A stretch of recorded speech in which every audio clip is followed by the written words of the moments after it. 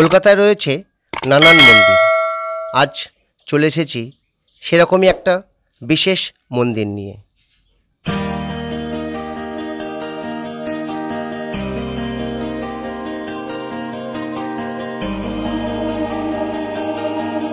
আঠারোশো 54 সালে লর্ড এলগিনের সাথে দেখা করতে এসেছিলেন মহীশূরের মহারাজা চামরেন্দ্র ওয়াদিয়ার।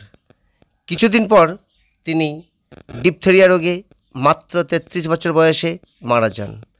তখনই এই বাগানের জমিটি কেনা হয়েছিল তাকে দাহ করার জন্য।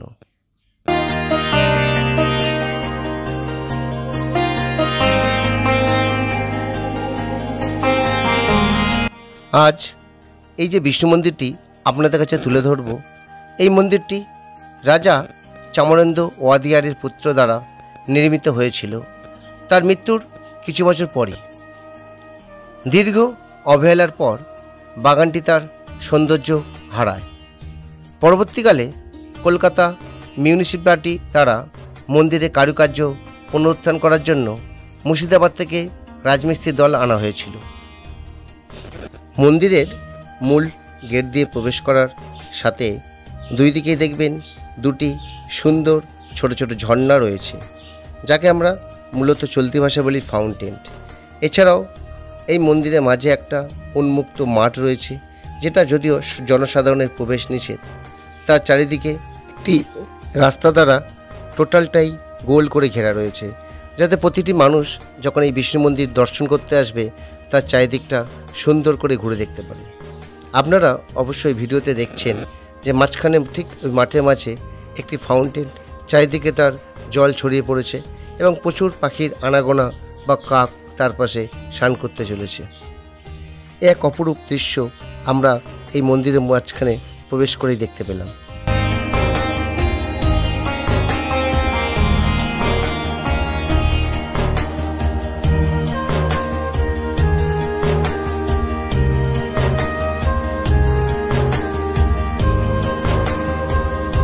যারা আজকের আমার ভিডিওতে নতুন দর্শক তারা অবশ্যই চ্যানেলটি সাবস্ক্রাইব করে রাখবেন, লাইক করবেন, কমেন্ট করবেন এবং অন্যদের দেখার জন্য সুবিধা করে দেবেন শেয়ারের মাধ্যমে। কেননা আপনাদের সাবস্ক্রাইব আমাদের নতুন নতুন এরা অজানা জায়গা তুলে ধরতে মোটিভেট করে এবং ভিডিও তৈরি করতে সাহায্য করে। মন্দিরটি যারা ঘুরতে আসবেন তারা অবশ্যই জেনে রাখবেন দুপুর 2টো থেকে রাত্রি 8টা পর্যন্ত খোলা থাকে। ঢোকার কোনো রকম প্রবেশ মূল্য কিন্তু এই মন্দিরে লাগে না। এই মন্দিরে কিভাবে আসবেন তার সম্পূর্ণ তথ্য বা ডেসক্রিপশান ভিডিও শেষে আপনাদের কাছে তুলে ধরব। আপনারা একটা সন্ধ্যা এখানে কাটিয়ে যেতেই পারেন এই মন্দির চত্বরে। কেন এই মন্দির চত্বরে একটা সুন্দর সুসজ্জিত মাঠ রয়েছে এবং যে পাঁচিল দ্বারা মাঠটি ঘেরা রয়েছে তার দেয়ালের চারিদিকে সুন্দর কারুকার্যমণ্ডিত বিভিন্ন রকম ছবি নকশার মাধ্যমে জনসাধারণের নিকট আমাদের কাছে তুলে ধরেছে। আপনারা যখন এই মন্দিরের মাঝ বরাবর বা রাস্তা বরাবর হেঁটে চলবেন তখন দেখতে পাবেন দুধারে সারিবদ্ধভাবে বিভিন্ন বাহারি নাম জানা অজানা ফুলের গাছ রয়েছে, বিভিন্ন গাছ দিয়ে ঘেরা রয়েছে। এছাড়াও সুন্দর যেখানে একটা জলাশয় সরু ড্রেনের মতো রাখা হয়েছে সেখানে আপনারা পদ্ম ফুল দেখতে পাবেন, পদ্ম পাতা দেখতে পাবেন, যা কলকাতার বুকে আজকের দিন দাঁড়িয়ে আমাদের কাছে যেন অজানা বা অচেনা হয়ে পড়ছে দিনের পর দিন। মাঠের ঠিক মাঝ বরাবর আপনারা একটা সুন্দর বাগান দেখতে পাবেন এবং সুন্দর ইট দিয়ে পরিবেষ্টিত করে গোলাপের বাগান বিভিন্ন গাছগাছালি দিয়ে সুন্দর করে সুসজ্জিত রাখা রয়েছে, সেটাও আপনাদের চোখে পড়বে এবং চোখ টানবেই। যারা প্রকৃতি ভালোবাসেন, গাছগাছালি ভালোবাসেন, পাখি আওয়াজ গুঞ্জন শুনতে ভালোবাসেন তাদের অবশ্যই একটা দিন বা একটা বিকেল বা একটা সন্ধ্যা এখানে অবশ্যই কাটিয়ে যেতে পারেন এবং আমি আপনাদের হলপ করে বলতে পারি এই জায়গাটা আপনাদের কাছে অবশ্যই সুন্দর লাগবে।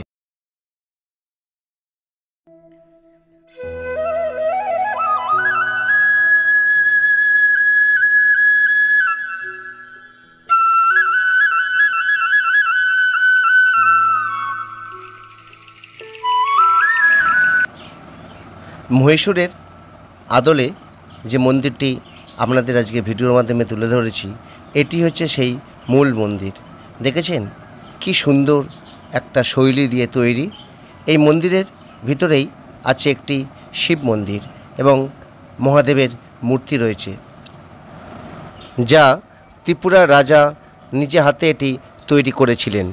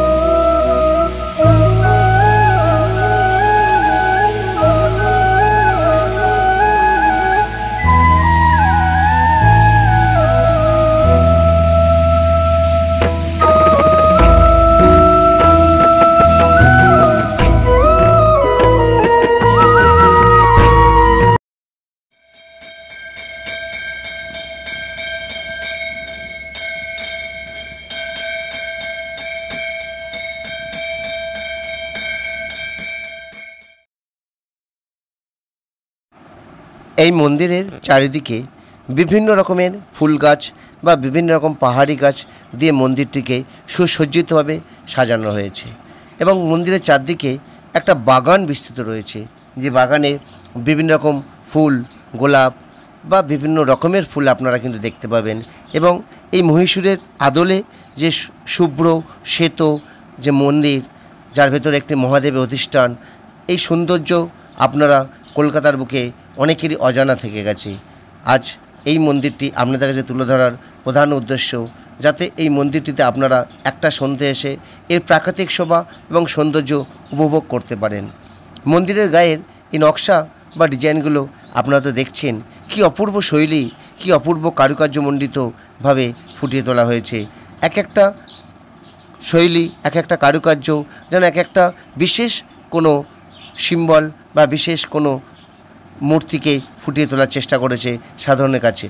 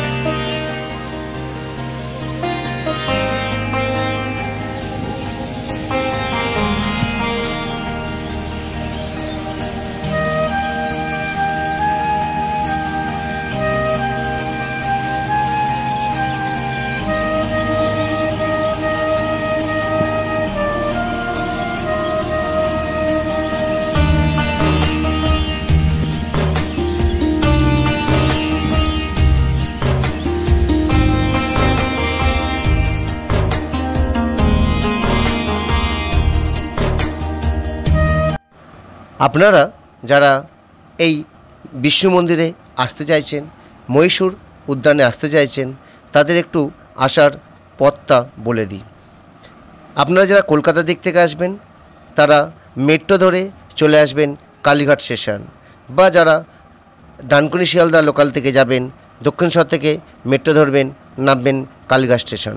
কালীঘাট স্টেশনে বাইরে বেরিয়ে ঠিক কেওড়াতলা মহাশ্মশানের পাশে এই মহীশূর উদ্যান অবস্থিত। 5 থেকে 6 মিনিট হাঁটা পথ।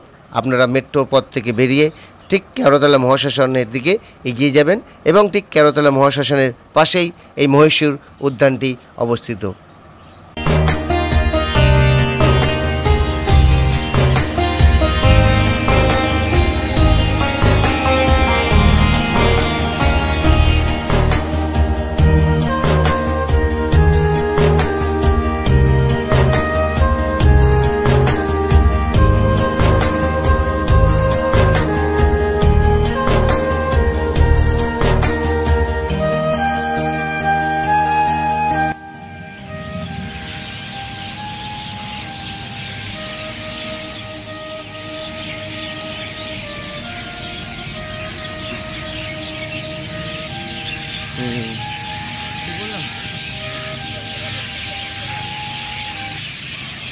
যারা প্রকৃতির ছবি তুলতে খুব ভালোবাসেন, যারা রিলস করেন, রিলস করতে ভালোবাসেন, বা ছোটো ছোটো শর্টস ভিডিও করেন, তাদের জন্য খুব আদর্শ জায়গা এই জায়গাটি। আপনারা কিন্তু এখানে চলে আসতে পারেন, আপনাদের সুন্দর একটা মুহূর্ত কাটিয়ে যেতে পারেন, ছবি তুলতে পারেন এবং পাশাপাশি ছোটো ছোটো ভিডিও বা রিলস এখানে এসে করতে পারেন। তার প্রেমিকা বা সঙ্গিনীকে নিয়ে একটা বিকালের সুন্দর মুহূর্ত কাটাতে চান, তারা অবশ্যই এই মহীশূর উদ্যানে এসে ঘুরে যেতে পারেন। আমি আপনাদের কথা দিতে পারি এই মহীশূর উদ্যান আপনাদের নিরাশ করবে না। এবং যখন আপনারা ঢুকবেন বা বেরোবেন ঠিক বাঁ হাতে দেখবেন একটি রঙিন ঝর্ণা আপনাদের খুব চমৎকারভাবে আনন্দ দেবে। এবং ঠিক মহীশূর উদ্যানের বাইরের ডান দিকে একটি হাতি ঐরাবত দাঁড়িয়ে রয়েছে, তার পাশে একটা ছোট্ট বাঁশবাগানের প্রাকৃতিক শোভা আপনার মন কেড়ে নেবে। মহীশূর উদ্যানের বাইরে বাঁ হাতে বিবেকানন্দ, রামকৃষ্ণ এবং মা শারদার সুন্দর শ্বেত শুভ্র মূর্তি আপনাদের ওয়েলকাম জানাবে এবং আপনাদের চোখকে একটা শান্তির বাতাবরণ তৈরি করবে। এছাড়াও বিভিন্ন দেবদেবীর বিভিন্ন মূর্তি আপনাদের কাছে ফুটিয়ে তোলা হয়েছে। দুর্গা, লক্ষ্মী, সরস্বতী, গণেশ এবং মা দুর্গার বাহন সিংহকেও আপনারা দেখতে পাবেন, বা দক্ষিণেশ্বরের যে মূর্তি বা বেলুড়মঠের মন্দিরের মূর্তি আপনারা এই মহীশূর উদ্যানের বাইরে মহীশূর উদ্যানের পাঁচিলের গায়ে আপনারা সেগুলো দেখতে পাবেন এবং গৌতম বুদ্ধের মূর্তিও আপনাদের চোখে পড়বে। আশা করি ভিডিওটি আপনাদের ভালো লেগেছে। আপনারা অবশ্যই কমেন্ট করে জানাবেন কেমন লাগলো। সমস্ত ইনফরমেশান আমরা আপনাদের কিভাবে আসবেন তার দেওয়ার চেষ্টা করেছি এবং এই মহীশূর উদ্যানের সম্বন্ধে জানানোর চেষ্টা করেছি। আশা করি আপনারা কমেন্ট করে জানাতে ভুলবেন না। আর যদি কোনো ইনফরমেশান নেওয়ার থাকে অবশ্যই কমেন্ট করবেন, কমেন্ট বক্সে লিখবেন। সুস্থ থাকুন, ভালো থাকুন, দেখতে থাকুন শুভ্র ট্যুর গাইড। আজকের মতো বিদায়। দেখা হচ্ছে পরের ভিডিওতে অন্য কোনো জায়গায়, অন্য কোনো ডেস্টিনেশনে। যারা এখনও চ্যানেলটা সাবস্ক্রাইব করেননি তারা অবশ্যই সাবস্ক্রাইব করে নিন।